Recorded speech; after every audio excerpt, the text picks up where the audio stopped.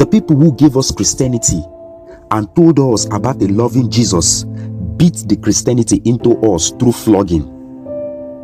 The fact is that the people who gave us Christianity took our African little babies and gave them to their European alligators as food. When will Africans wake up? Why are Africans deliberately refusing to know the untold history of their ancestors?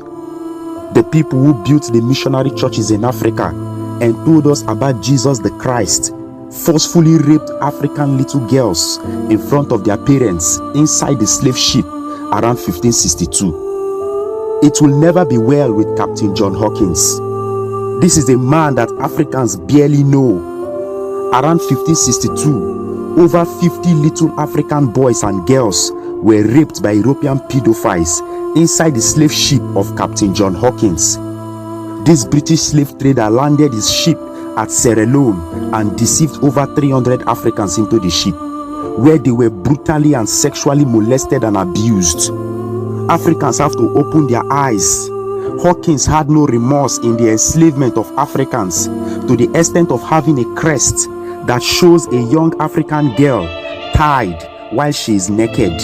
Hawkins was so proud of making so much money from the enslavement of innocent Africans, and this is not something new to Queen Elizabeth I, who gave those slave ships out for Africans to be forcefully loaded into the New World. The Catholic Church endorsed the enslavement of Africans.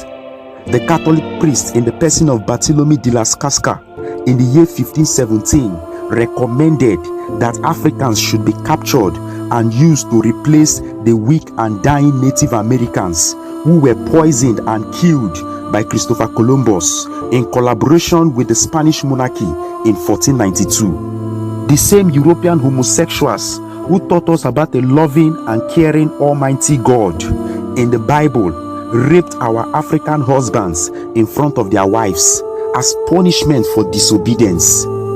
They forced African brothers and sisters to have sex in the slave ship in order to have baby slaves. In some of the plantations in America, European sex addicts forcefully raped African women in front of their husbands and children. Many African men who tried to speak were killed before they could open their mouth to say anything. This is the people who gave us Christianity, and this is the people we are following their religion of a loving and dying Christ. We should wake up because we are still sleeping.